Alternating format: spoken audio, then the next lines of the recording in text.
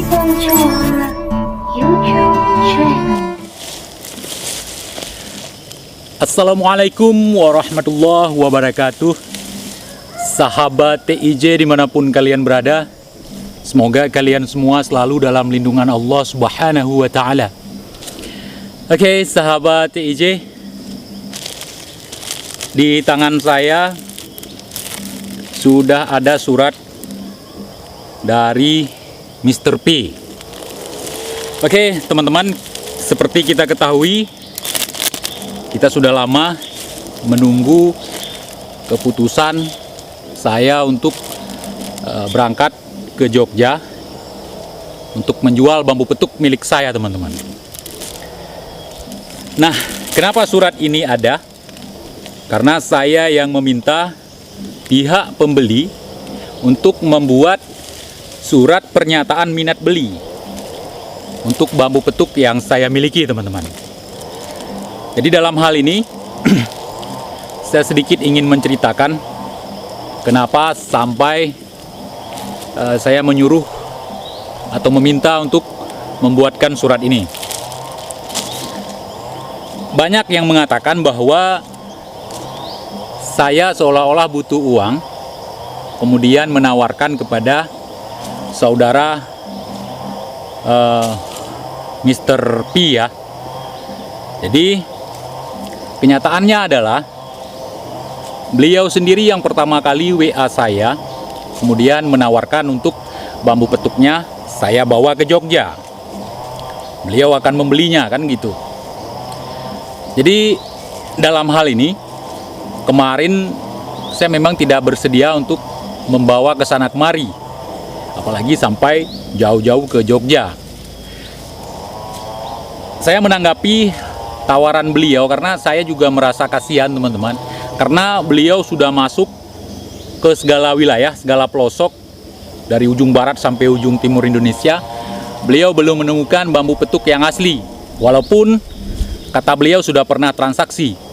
Logikanya, kalau mencarinya bisa divideokan, kenapa transaksi tidak bisa divideokan? Artinya saya tidak mempercayai itu.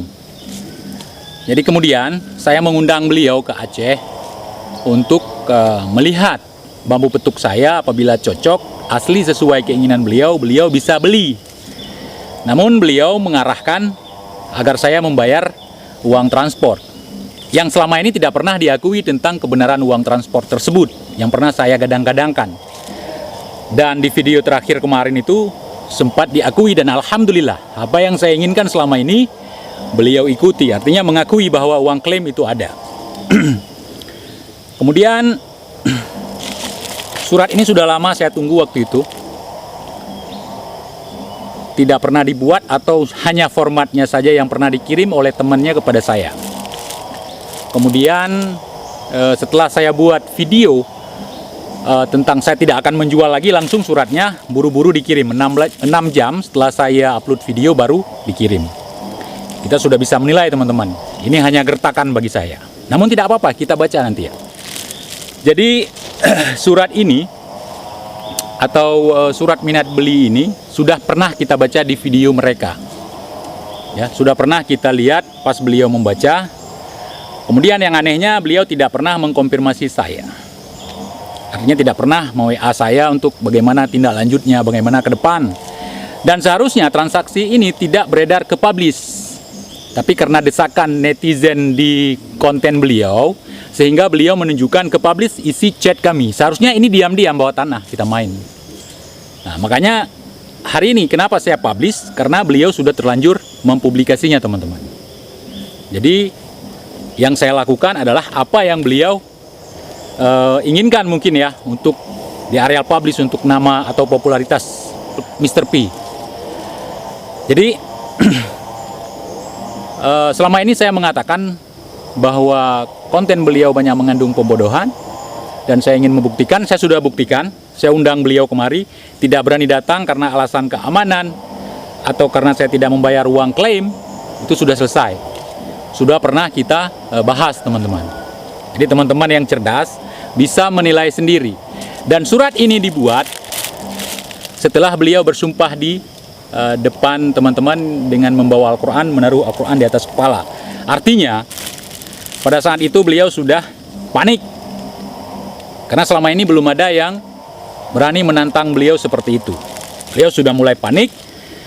Dan waktu itu saya sudah sempat katakanlah saya tidak berani keluar kandang, tidak berani ke Jogja.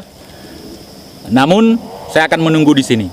Tidak apa-apa kalau penilaian teman-teman seperti itu. Saya akan menunggu di sini, beliau akan datang kemari supaya beliau bisa melihat dan bisa melakukan pengecekan terhadap bambu saya.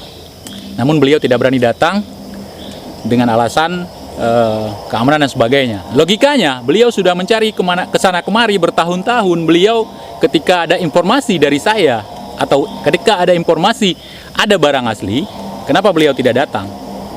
Ini pertanyaannya. Apakah selama ini hanya melakukan pembodohan atau membuat kehebohan saja di YouTube? Wallahu alam, kita tidak tahu, teman-teman. Nah, kemudian saya juga ingin sampaikan kepada teman-teman, semua yang TIJ permasalahkan, semua yang TIJ koreksi atau kritik kepada beliau, akhirnya beliau semua mengakuinya. Bambu petuk berasap hanya pembodohan, beliau mengakuinya. Kemudian ada uang klaim saat turun ke lapangan, beliau juga sudah mengakuinya. Dan di samping itu, ada hal yang menarik menurut saya. Saya langsung membuat video kemarin terakhir di bawah pohon bambu, kalau teman-teman ingat, bahwa kalau beliau tidak datang kemari, biarkan saya yang ke sana. Padahal sebelum saya membuat itu, beliau sudah membuat pernyataan, Big Boss-nya sudah tidak mau. Big Boss-nya sudah tidak mau ke Aceh, tidak mau ribet karena saya orangnya ribet, katanya. Alasannya seperti itu. Nah, ketika saya membuat video tidak dijual lagi, langsung buru-buru buat surat ini. Kita bisa memahami, teman-teman, ya. Oke, kita ambil positifnya saja dan kita baca suratnya, teman-teman. Ini suratnya, ya, seperti ini. Oke, kita baca. Surat penawaran bambu petuk. Yang saya minta adalah surat pernyataan minat beli. Ini kita baca, ya. Ini adalah surat dari seorang pengelola uang miliaran. Tentunya sudah biasa dengan surat menyurat. Saya orang hutan, orang rimba, mungkin tidak tahu apa yang dimaksud dengan administrasi atau birokrasi. Jadi kita baca ini, ya. Surat penawaran bambu petuk. Kepada yang terhormat Tengku Iqbal Johan di Banda Aceh. Seharusnya teman-teman bisa melihat apakah saya mencari-cari kesalahan dari surat ini atau memang surat ini salah, teman-teman. Tengku Iqbal Johan. Beliau tahu nama saya, Tengku Iqbal Johar. Ya, katakanlah beliau tidak yakin bahwa itu nama asli saya. Beliau bisa meminta KTP saya dikirimkan melalui foto, ya. Foto KTP dikirimkan melalui WhatsApp. Ini sengaja memang. Sengaja supaya mungkin saya tidak datang ke sana. Kenapa ini sangat perlu? Karena untuk apa saya bawa bambu petuk jauh-jauh sampai di sana cuma dicek kemudian tidak dibayar. Ini nama saya sangat salah sekali dituliskan. Tengku Iqbal Johan. Saya ulangi, ya. Tengku Iqbal Johan di Banda Aceh. Berdasarkan pembicaraan kita dini hari tanggal 1 April 2020 melalui media seluler, saya atas nama pribadi dan juga mewakili dari buyer, nama Paul Hendrawan, alamat Kajen RT 001 Bungun Jiwo, Kasihan, Bantul, dan fotokopi KTP terlampir. Artinya alamatnya terlampir di KTP. Kemudian dengan ini mengajukan penawaran kesanggupan membeli 1 buah bambu petuk milik saudara senilai 2,500 miliar. 2.500.000.000 rupiah. Dengan ketentuan sebagai berikut. 1. Bambu petuk dibawa ke tempat atau rumah saya di Yogyakarta. 2. bambu petuk asli alami tanpa rekayasa dengan spesifikasi A. Ruas atau rows saling berhadapan, cabang atau mata ada di dalam ruas. B. Jarak pemotongan dari ruas minimal 3 cm. 3. C. Asli alami tidak rekayasa, tidak dikerik, tidak dikekis, disambung atau sok, didempul, diamplas, dilem, dipaku, dicat atau dipolitur. D. Besar minimal 1 jempol kaki orang, 1 jempol tangan orang dewasa. Oke teman-teman, dalam surat resmi, apalagi surat penawaran seperti ini, surat pernyataan minat beli, atau apapun dalam hal jual beli, apalagi bambu petuk ya, yang sangat langka, apakah sesuai kalau kita mengatakan ukuran atau kita menyebutkan ukuran 1 jempol orang dewasa? Karena jempol itu variatif ya. Jadi antara orang dewasa A, B, C, jempolnya beda-beda ukurannya teman-teman. Jempol seperti apa yang akan jadi standar? Itu tidak bisa dijadikan acuan sebagai ukuran. Ya, tidak bisa dijadikan standar ukuran kalau jempol. Seharusnya beliau membuat diameternya sekian, panjangnya sekian senti, diameternya sekian senti dan sebagainya. Seharusnya. Kalau ini buram ya teman-teman ya, tidak kuat kalau ukuran seperti ini. Kemudian demikian surat penawaran ini saya buat dengan sebenarnya dan tanggung jawab secara hukum, dan bertanggung jawab secara hukum serta bersedia dituntut secara hukum yang berlaku di wilayah Republik Indonesia dan mengganti uang kompensasi sebesar 200 juta apabila saya tidak jadi membeli bambu petuk saudara yang telah dinyatakan asli alami oleh saya. Dan apabila bambu petuk saudara tidak benar atau palsu, maka saya lebih mengutamakan persaudaraan. Sangat bagus sekali kata-katanya teman-teman. Ya, sangat bagus sekali kata-katanya. Seharusnya di sini tidak disebutkan kata-kata apabila dinyatakan asli alami oleh saya. Namun di atas ini kan ada poin-poin standar keaslian ya, standar barang yang beliau inginkan, yang Mr. P inginkan. Seharusnya di sini tulis apabila saya tidak jadi membeli bambu petuk saudara seperti ketentuan yang tersebut di atas atau persyaratan atau kriteria yang tersebut di atas. Ini jebakan teman-teman. Jadi kalau misalnya masuk semua seperti yang disebutkan di atas namun tidak sesuai dengan kriteria beliau, maka tidak jadi dibeli. Hati-hati teman-teman. Inilah maksud saya ingin melihat contoh surat dari mereka teman-teman. Ya. Jadi kalau mereka membuat, oh ini tidak asli alami menurut saya, bukan menurut kriteria di atas. Jadi menurut testernya. Jadi suka-suka mereka dalam artian. Seperti itu kira-kira teman-teman ya. Dan kemarin sempat juga disebutkan bahkan mereka membuatkan video bahwa saya nanti akan mencari-cari kesalahan dari surat ini. Teman-teman bisa melihat isi surat ini. Ini kita main logika teman-teman, main akal sehat. Teman-teman bisa melihat isi surat ini seperti apa. Saya sebagai orang kampung, sebagai orang gunung, sebagai orang hutan, saya saja merasa lucu dengan surat seperti ini. Dan kemudian ada tanda tangan, ada materai. Siapapun bisa membuat seperti ini teman-teman. Tapi pernyataan ini yang sangat menjebak sekali dan sangat konyol. Dan kalau saya tidak menganggap sah ini, bisa saja saya bisa menganggap surat ini bukan untuk saya, karena namanya bukan Teku Iqbal Johar, tapi Tengku Iqbal Johan. Dan itu bukan nama saya. Mungkin salah kirim. Saya ulangi lagi, kalau mereka tidak tahu nama asli saya atau meragukan keaslian nama saya di channel YouTube saya, mereka bisa minta minta foto KTP saya. Seperti itu kira-kira teman-teman. Kemudian dilampirkan ini, gambar ini. Ya maaf saya sensor ini nomor HP-nya biar tidak tersebar. Nomor HP si Mr. P. Nah, di sini ada penjelasan di lembaran yang lain teman-teman. Ya. Kemudian ada fotokopi KTP Mr. P. teman-teman bisa melihat. Sebenarnya saya ada sedikit kekeliruan, salah set. Awalnya saya seharusnya meminta surat mengenai uang klaim ya. Tentang pernyataan kalau saya nanti mengirim uang klaimnya sekian, nanti dia akan meluncur kemari. Seperti itulah kira-kira, saya tidak tahu bahasa resminya. Tapi saya keburu meminta surat ini teman-teman. Dan ini saya sudah tahu dari awal bahwa surat ini akan seperti ini.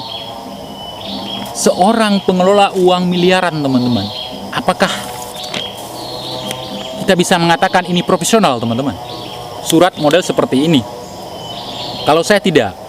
Surat ini kekuatan hukumnya sangat kecil sekali. Ya, katakanlah demikian. Saya tidak mengatakan tidak ada kekuatan hukum. Saya mengatakan ini sangat kecil sekali.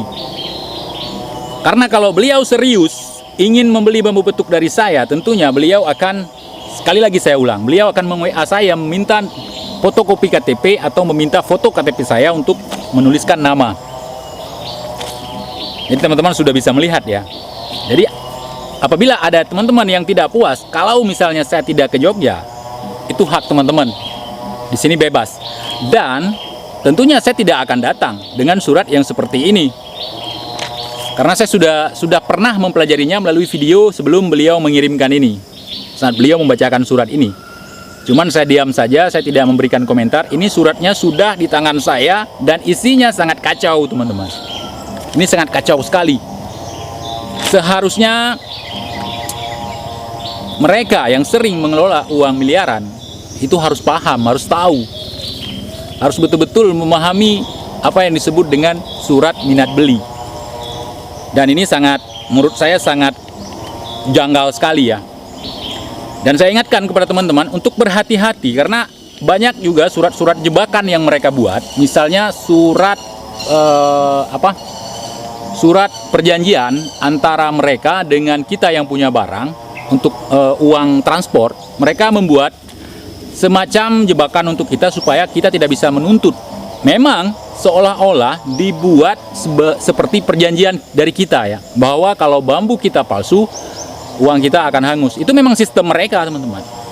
Dan tolong berhati-hati, kalau Anda tidak yakin bambu petuk Anda asli, jangan coba-coba menggunakan uang transport. Kenapa? Nanti kalian akan rugi dan mereka yang akan untung.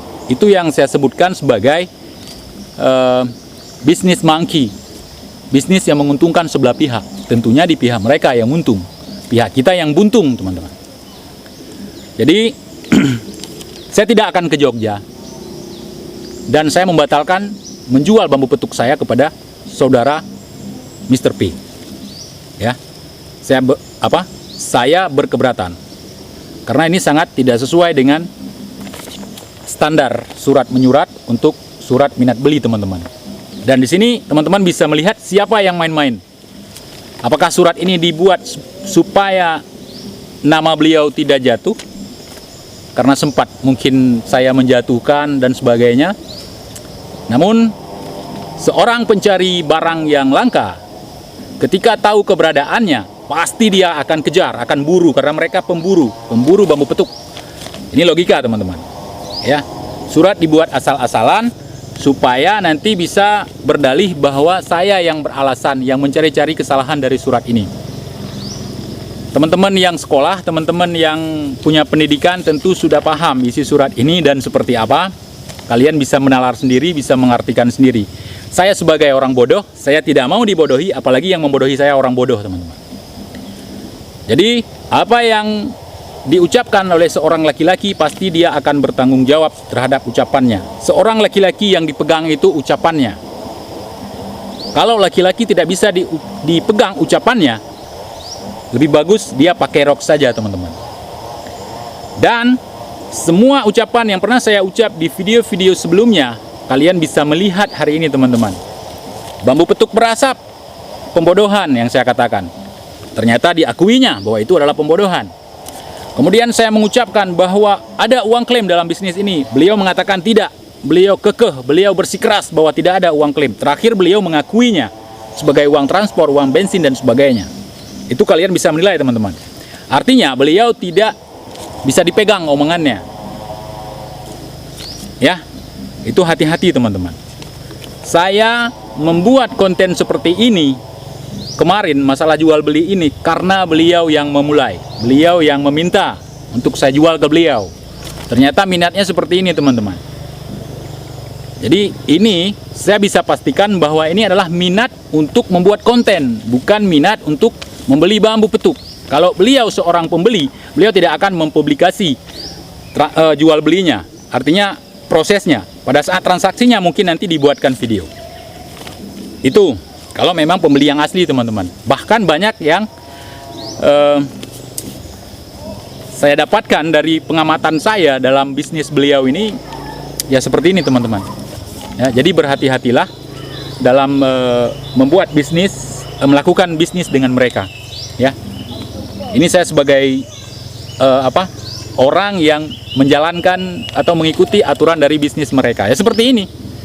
Kebetulan saya juga seorang YouTuber, bisa saya publikasi. Mudah-mudahan apa yang saya sampaikan bisa menjadi acuan atau bahan pertimbangan buat teman-teman. Oke, mungkin ada yang meminta TIJ untuk pakai rok mini kalau omongan TIJ tidak bisa dipegang. Kalau kalian tidak bisa mencerna, maka kalian tidak bisa memahami. Tentunya kalian harus mengikuti video kami dari awal, video saya dan Mr. P dari awal. Kalian bakal tahu ya.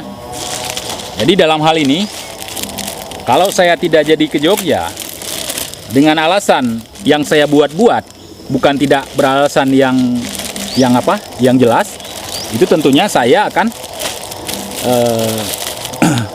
mengakui kalau diri saya adalah seorang pecundang atau orang yang tidak bisa dipegang kata-katanya. Namun hari ini surat yang dikirim ini sangat tidak menguatkan saya untuk bisa datang ke sana. Kenapa? Karena kalau barangnya asli pun nanti bisa saja mereka mengatakan palsu, karena seperti yang tersebut di surat ini tadi. Kemudian surat ini bukan dikirimkan untuk saya, karena namanya bukan nama saya teman-teman.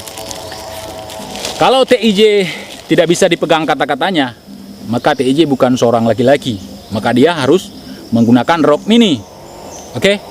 Oke, katakanlah demikian. Bagi supporter channel sana atau pengikut channel sana, hari ini saya akan membuat kalian bahagia. Berhubung di Aceh tidak bisa kita dapatkan rok mini, jadi saya gantikan dengan kain ini teman-teman. Ya, jadi agar kalian puas, ini saya lilitkan di sini sebagai pengganti rok mini ya.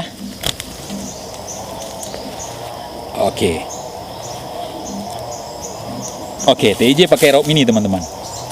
Semoga apa yang terjadi pada diri saya hari ini, apa yang terjadi pada rencana saya untuk menjual bambu petuk hari ini, bisa menjadi pelajaran buat kita semua teman-teman. Begitulah administrasi yang mereka tawarkan. Sedikit saya ingin menyampaikan bahwa besok kita sudah mulai masuk bulan suci Ramadan. Dan apabila ada kata-kata saya yang salah menyinggung hati teman-teman, saya minta maaf seluas-luasnya kepada siapapun. Dan semoga di bulan yang baru, bulan yang penuh ampunan, bulan yang penuh dengan maghfirah, semoga dosa-dosa kita diampunkan oleh Allah Subhanahu wa Ta'ala, dan selamat menjalankan ibadah puasa bagi teman-teman yang menjalankannya.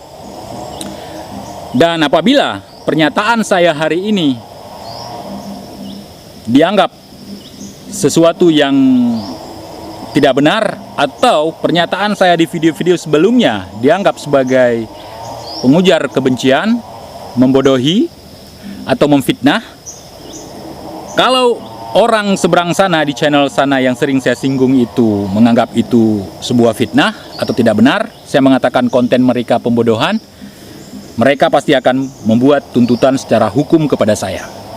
Kita lihat nanti teman-teman, ini adalah negara hukum. Tentunya tidak ada seorang pun di negeri ini yang kebal hukum. Oke? Sekian. Wassalamualaikum warahmatullahi wabarakatuh.